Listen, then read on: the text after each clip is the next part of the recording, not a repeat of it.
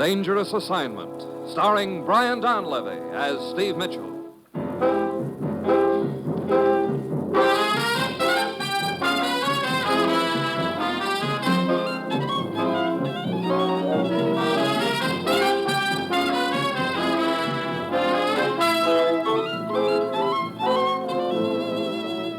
Yeah, danger is my assignment. I get sent to a lot of places I can't even pronounce. They all spell the same thing, though, trouble. But when I walk into the commissioner's office, I don't realize this assignment's going to have me asking, when is a friend not a friend? Answer, when he's tickling your ribs with a gun.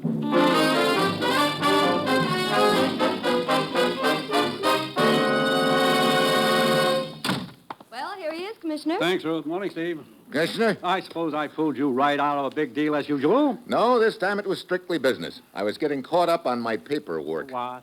Honest, I was bringing my files up to date. Yeah? How many telephone numbers make up a file? That's what I thought. I have your papers in my desk when you're ready, Steve. Thanks, Rose. Well, what's the deal, Commissioner? Take a look at this map of Eastern Europe, Steve. This country right here. What about it? Politically, it's being torn apart. There are two major parties at odds with each other and a well-organized minority who'd like to keep them at odds. Pretty familiar pattern. Yes, it is. But right now, it's vital to Western Europe and to us that this particular country be united into a democratic form of government. And there's only one man who can unite that country. Don't tell me it's me. No. Dr. Korvel. Dr. Korvel, but he's no politician. That's the point, Steve. Dr. Korvel has no political affiliations.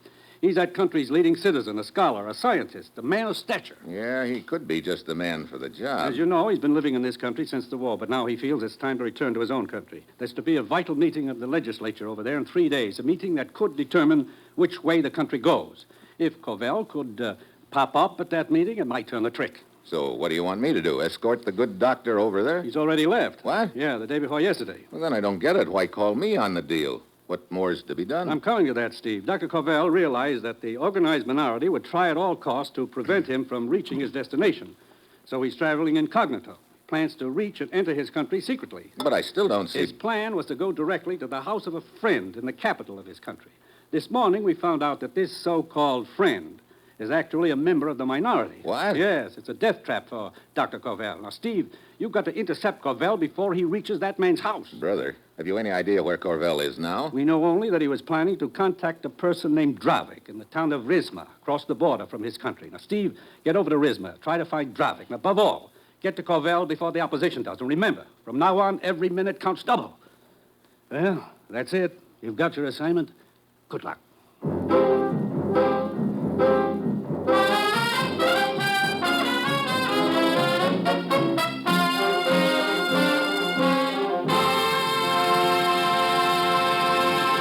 The National Broadcasting Company is presenting Dangerous Assignment, starring Brian Donlevy in the role of Steve Mitchell, colorful, two-fisted government agent.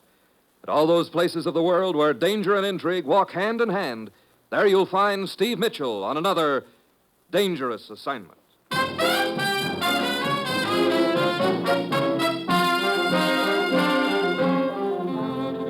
Sure, I've got my assignment. Just a simple matter of getting to Dr. Korvel before the opposition does, and incidentally trying to keep the opposition from getting to me. A real cinch. Well, it's Tuesday when I get to Rizma. I've got to find Dravik in a hurry, but I haven't any idea where he is. There's only one hotel in town, so I check in, and then I ask the desk clerk about Dravik. He says he's never even heard the name, but he does remember a distinguished-looking man with white hair staying at the hotel overnight a couple of days ago. Probably Dr. Korvel. I turn away from the desk and start across the lobby, and then I spot a very familiar face. It's a foreign agent named Marzak. I've tangled with him plenty in the past, and I've no desire to renew the acquaintance now, so I start to duck into the bar, but he sidles in front of me. Well, my old and dear friend, Mr. Mitchell. Hello, Marzak.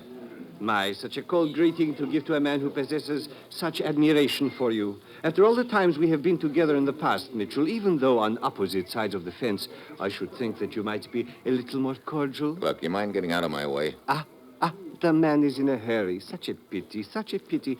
I thought perhaps we might find a quiet corner and talk over old times together. I said get out of my way. But what destination could possibly be so important that you could not spare a few minutes for an old, let us say, colleague? I'm going into the bar. If that's okay with you, Marzak. Splendid. Thank you for your invitation. I accept with pleasure. Some drinks, much talk, a perfect way to spend an evening. Look, for the last time, I didn't invite you. I'm drinking alone, and if you don't... Drinking alone? What a barbarous custom. But then I suppose it is to a certain extent fitting that a man should have a farewell drink in solitude. Farewell drink? Yes. I understand you do not like this town of Rizma. I cannot say that I blame you. Oh? I understand further that there is a train leaving here in half an hour and that you plan to be on it. So I decided to help you by reserving a compartment for you. Now, that's real sweet of you, Marzak. Ah. But what if I decide I like it here? In that case, I understand it is quite possible you may remain here permanently. You're quite an understanding guy, aren't you? Yes. And I believe you are also. Goodbye, Mr. Mitchell. Come again when you cannot stay so long. And please extend my very best regards to your commissioner. Yeah. I beg your pardon, sir. What? I overheard you ask the desk clerk a few minutes ago about a distinguished-looking man with white hair. What about it? I believe you are referring to Dr. Korvel. Was I? Who are you? Bisco, a friend of the doctor's, and I am worried about him. What do you mean? His return is the one thing which can unite our country. But I feel he is in great danger. You see, he plans to go to the house of a friend of his in our capital. I now have reason to believe that friend intends to betray the doctor. I see. Yeah, Bisco, you're right. That is why I crossed the border to Rizma here, to try to intercept the doctor and warn him, but I was too late. He has already left. Yeah. You ever hear of a guy named Dravik? Dravik, no. Mitchell, the situation is very serious. We must find Dr. Korvel. First, I've got to find Dravik. And I can't get very far doing that with that character Marzak on my tail. Yes, I saw Marzak talking to you. I know all about Marzak. He is a dangerous man. He just invited me to leave town. If there were only some way I could shake him, might give me time enough to locate this Dravik. Wait. And... I think I have an idea. What is it, Bisco? See, Marzak is across the lobby watching us.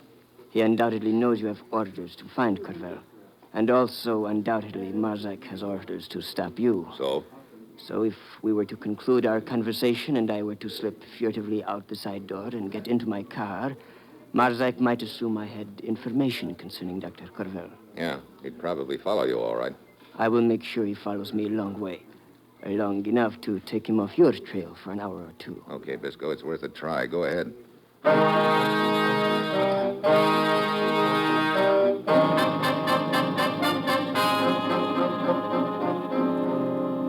Bisco slips out the side door and Marzak starts after him. So far, so good, but I still don't have any leads on Dravik. I head for the bar to figure it out and where to start, and pretty soon a girl eases over to my table. Hello. Hi. I am sorry. Are you lonely? No, I'm Steve, but sit down anyway. Oh, thank you. You want me to buy you a drink, I suppose? A cigarette will do for the moment. Well, that's a switch. Here. Thank you. Waiter, the rice pudding. That's very good. Look, Sari, this is all very pleasant, but as far as making an evening of it, I've unfortunately got something else on my mind right now. I know. Huh? You're looking for Darvik. What? Yeah, I am. Do you know him? Oh, yes, I'm quite a good friend of Darvik's. Where is he? First, let me ask you, why do you wish to see Darvik? Well, that's something I'll talk to Dravik about. I see. Well, Darvik is not interested so much in people's motives. Darvik is most of all interested in knowing whether there is money in it. Okay, you can tell him there's dough in it for him. How much? Plenty. Very well. You'll take me to him? No, that is not possible. What? You mean we've just been making idle conversation? I would not call it that. Why can't you take me to him? Because Darvik is not a him. Not a... You're Dravik? Yes. Sorry, Darvik. Well, what do you know? So I break my back trying to find you, and it ends up with you finding me. Yes, and I would say it is quite a find. Oh? But I still would like to know why you wish to find me. Well, first, let me ask you, how do you fit in this deal with Dr. Korvel? Deal? Dr. Korvel? I'm not sure what you mean. Oh, unless it has something to do with my rat line? Your what? Oh, that is what they call it, the rat line. You see, Stephen, there are many people in countries behind this, what you call iron curtain, who wish to be elsewhere. So, for a considerable price, I smuggle them out. I see. Does your rat line ever run in reverse, Sari? You too. What do you mean, me too? Most people are breaking their backs trying to escape to the west these days. And now twice in 2 days I find men who wish to go east. I think everybody's suddenly crazy. Wait a minute. This other man who wanted to go east, was he a tall fellow, distinguished looking, with white hair? Oh, that is the man. Dr. Korvel, all right. He told me he wanted to go to the capital city of the country to the east of here, and he was willing to pay a great amount of money. So I, as you say, reversed my rat line. I took him across the border just before dawn. Look, Sari, I've got to catch up to him. He's going to collect a bullet if I don't. I see. Well, there is always the chance you will collect a bullet along the way. But for you... And for money. The two most convincing arguments I can think of. Very well, we will try to catch up with this Dr. Korvel. Here's an address. You meet me on the corner in front of this place in 2 hours. We will start then.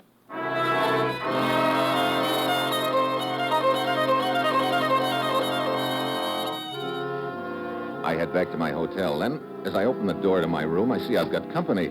There's a local cop on one side of my room, and on the other is a woman I've never seen before, but right now she's acting like we were long-lost enemies. There he is, officer. Huh? That is the one. I insist you arrest him at once. Hey, what is this? This woman claims you stole her jewels. Stole her jewels now. I am Look. positive of it, officer.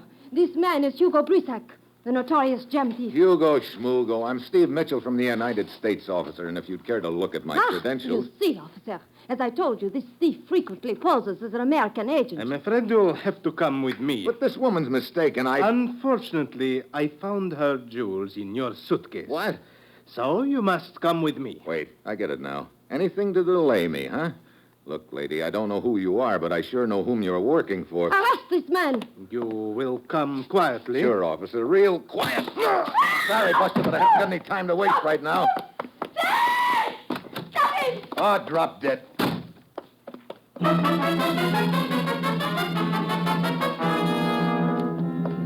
I run downstairs and duck out the side door. The opposition's gag had almost worked. By the time I could have talked my way out of the frame, it had been too late to catch up with Dr. Korvel, of course. Well, now there'll be the little matter of the cops on my tail. Great.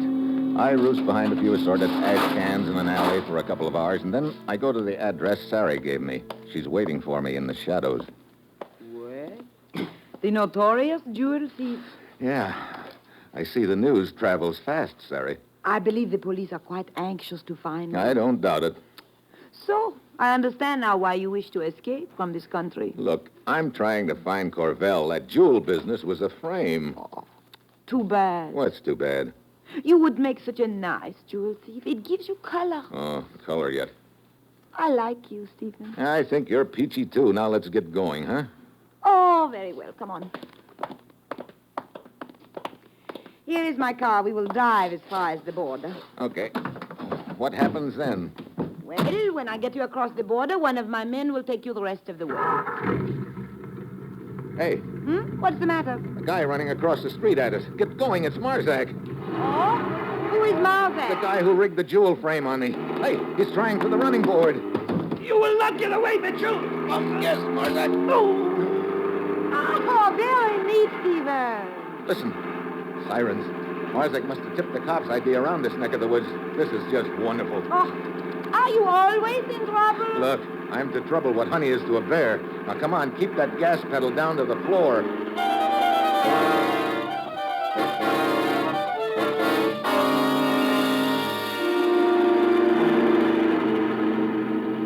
It's no good, Sari. 3 miles out of the city and they're still on our tail. They are not gaining any, Stephen. Neither are we, Optimist. And a half a mile's not enough lead. The cops behind me, ahead of me, the border, and who knows what. Lucky Mitchell, right in the middle again. The river is just around the bend, Stephen. Then our troubles will be over. What do you mean? Hey! The turn! Hang on, Stephen. Huh? Oh, Hey, what are you stopping for? You crazy? get out. Look, what's the big I idea? see the river below the road. Huh? I place the car in first gear, and then I pull the hand throttle out a little, turn the wheel, and get out. Goodbye, car.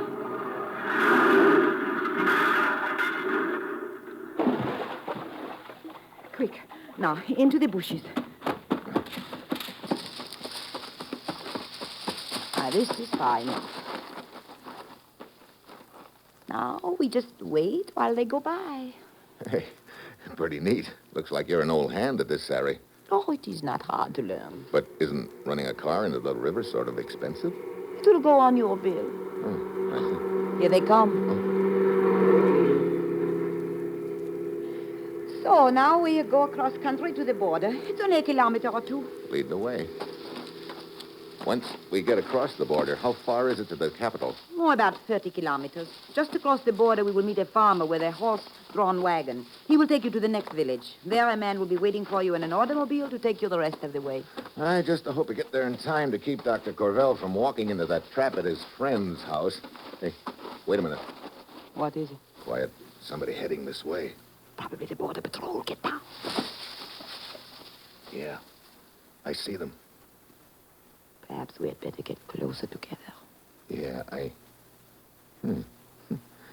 Like I said, you seem to be an old hand at this. Like I said, it is not hard to learn. Hey, quiet. Here they come.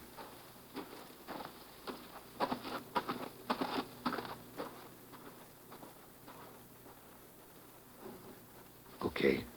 I guess we can go now. Do you really want to? Oh,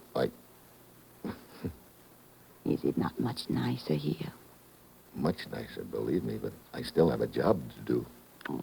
Too bad. Why? Oh, I was just thinking we could run such a beautiful rat line together, Stephen. I don't doubt it. But right now, Oh, very well, if you insist. The border patrol will not be back for half an hour, so plenty of time for us to slip across. Come along.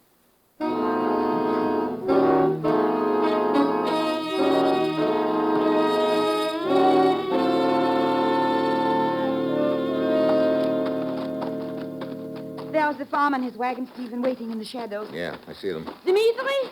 Yes, Holly. Well, this is goodbye, Stephen. I wish you were not leaving. I'll be back. I wonder. What do you mean?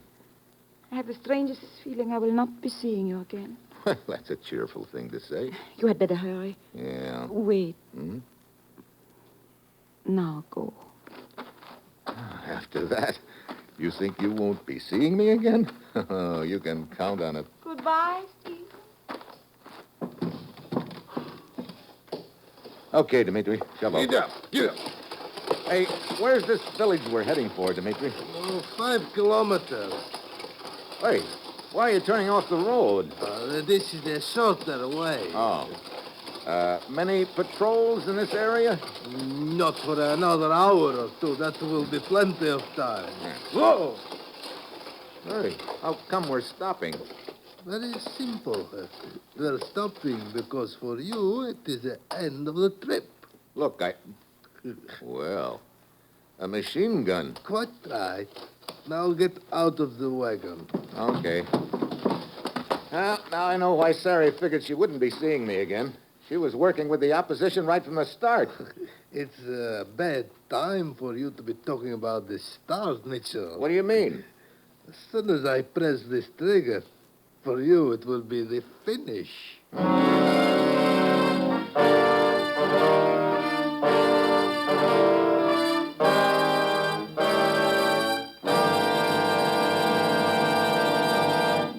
You're listening to Dangerous Assignment, starring Brian Donlevy as Steve Mitchell.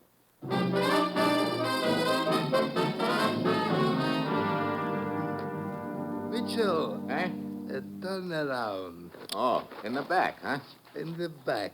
And right now. Hello, Stephen. What?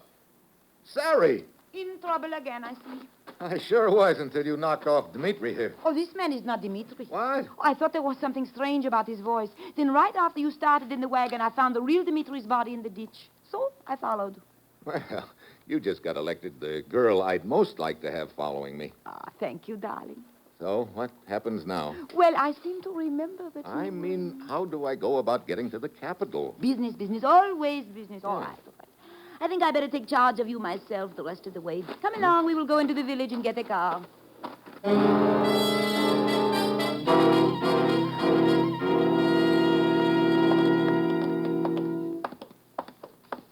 Hey, look, where is this car anyway? In the garage, just a few doors farther. Good. I've got no desire to be wandering around these streets any more than I can help. Marzak's boys might spot me. Stephen, wait. What? Some men in front of the garage. Quick, into the alley. Did they see us? I don't think so. Who are they? I don't know. That's the garage where you keep the car, huh? Yes. They must have gotten tipped somehow. Great. What do we do now? It's too far to walk to the Capitol. Stephen, look. They've started this way. Must have seen us. Come on, down the alley. Wait, Stephen, stop. Stop. Are you kidding? That door, an empty warehouse. Okay. Hurry it up. Brother, dark in here. We should be safe here. Yeah, but it's not getting us any closer to Dr. Korvel. Steve. Yeah, steps outside in the alley. Quiet.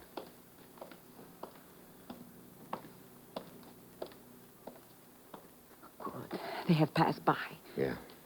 Hey, if they're away from the garage, maybe we can get to the car after all. Wait a minute. What? Listen. One of them is coming back. Just one of them. Good. Stay down behind the crate. Now! Steve, he must not call out. He can't call on a stranglehold on him. A little more. A little more. There. Speaking of being an old hand at this sort of thing. Look, his buddies will be back looking for him any minute. We gotta hurry. All right, go around to the back of the warehouse. I will get the car and pick you up there.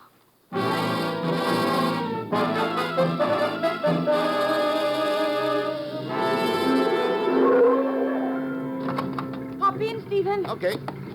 You sure didn't waste any time. No, of course not. We must get the business over with fast, no? Well... Stephen, I have good news for you. I could use some right now. What is it? I learned from my man in the garage this Dr. Korvel was delayed getting across the border. He is now less than an hour ahead of us, and he's riding in a truck. Think we can overtake him before he gets to the city? It will be fun trying, Stephen. Hey, there's a car coming up at us fast. Oh, I see it. It's Marzak. Brother, what a tough guy to shake. Watch out, he's pulling alongside. This is for you, Mitchell! Get down, Sari. Let us make Marzak get down instead. Huh? Hey! Just giving him a friendly little nudge.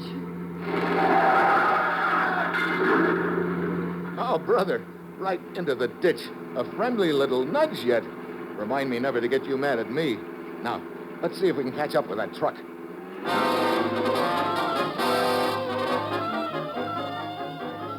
Sari jams the throttle to the floor and holds it there. The minutes tick off. This is the last lap of the race and the lap that pays off. Up ahead of us somewhere, Dr. Korvel in the truck riding innocently into a death trap, and Sari and I in the car trying to catch up with him before the trap is sprung. But at least we've whittled down the opposition. Marzak's out of commission. Also the fake wagon driver who tried to machine gun me. That should leave just the friend whose house Dr. Korvel is heading for. Finally, we get to the outskirts of the city. Then Sari points up ahead. There's the truck, Stephen. Yeah. You sure that's the one Dr. Korvel's riding in? Yes, I recognize it. It is my truck. Wait a minute. How about the driver? Oh, he's one of my men. He can be trusted. Okay. As soon as we get up to the truck, pull alongside it and tell the driver Stephen, to... look coming out of the side street. Eh? A hay wagon. Oh, it has stopped in the center of the road. Oh, brother, the other team's throwing everything at us but the water boy. I think I can get around it. Hey, now look, don't try to nudge that hay wagon into the ditch. No, we will turn here. Oh, brother, another inch and we'd have lined up with the rest of those tomatoes on that vegetable No, stand. down the alley. Hey, watch out, that car! Are you still with me? Yep, I got enough feathers on me to pass for Sitting Bull. There. We should be around the hay wagon. Now we will turn back onto the road and catch the truck. Hey, the truck's nowhere in sight. Oh, but it could not have gotten far. Oh, great, to get this close and then... There, look. There it goes, down the side street. Yeah. Oh, it's only a block ahead of us now. Wait, it's stopping in front of that house up ahead. Dr. Korvel's getting out. He's going up the stairs. Stephen, we are too late. If I don't catch him now, this race is going to turn into a dead heat. Jam on the brakes. Dr. Korvel!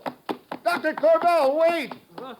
Who are you? Steve Mitchell, government agent from the States. Get away from that door. No, this is a trick. Let go of me. Now, look. My friend Miklos is inside. Let go. Your friend Miklos has a bullet for you. Take your hands off me. Get down. Miklos! I've got him. Oh, boy. One more second would have been too many. I hope I never have to cut it that close again. I cannot believe it. I thought Miklos was my friend. Yet all the while he was planning to betray me. Well, it's all over now anyway. Come on, Dr. Korvel. Let's get you over to the legislature.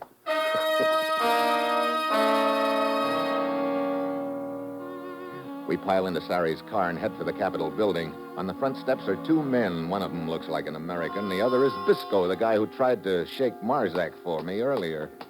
Mitchell? Yeah, Thompson from the legation. We just about given you up. me too. Looks like you didn't have much luck in shaking Marzak for me, Bisco. I tried, but he was too clever for me. So I thought the best thing to do was come back here to the Capitol. There's been an all-night session of the legislature inside, Mitchell. The whole thing's hanging in the balance. Could go either way. Then I had better go inside immediately. Yeah. Good thing you weren't delayed any longer, Dr. Korvel. Might have been too late to do any good. Dr. Korvel, as an old friend, you must allow me the honor of escorting you inside personally. But I do Come, not... I will take your arm. Very well. I'll bet you're glad this deal's over, Mitchell. You can say that again. Rough go, hmm? Well, if it'll give you a clue, I was framed for a jewel thief, shot at 3 times, and given a ride that would put any self-respecting roller coaster to shame. Sounds like a real picnic. Well, it's all over now, and... Hey, What's the matter? funny. Dr. Korvel and Bisco walked right by the door to the assembly hall. What? Hey, looks like I spoke too soon, Thompson.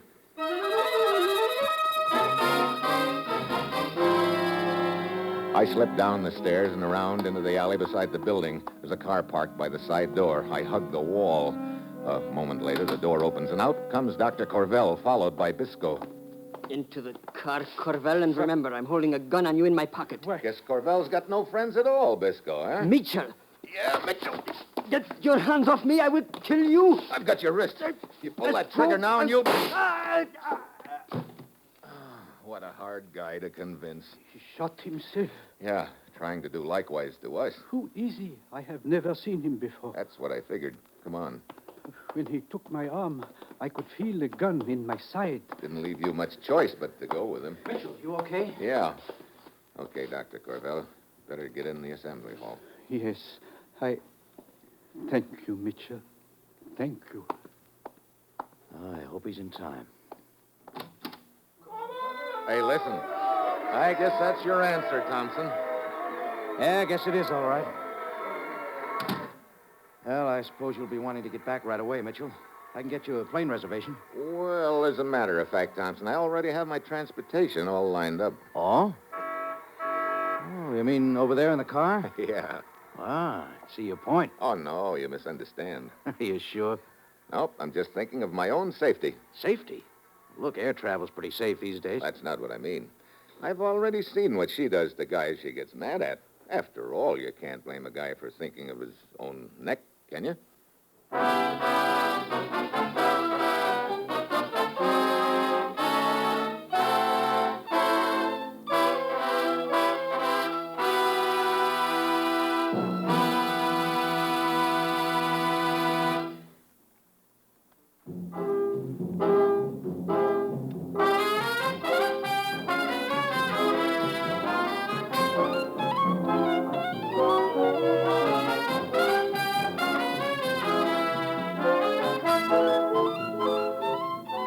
Dangerous Assignment, starring Brian Donlevy as Steve Mitchell, is written by Bob Reif and Adrian Jondo, with music by Robert Armbruster, and is produced and directed by Bill Karn. Be with us again next week at this same time when Brian Donlevy, starring in the role of Steve Mitchell, will embark on another dangerous assignment.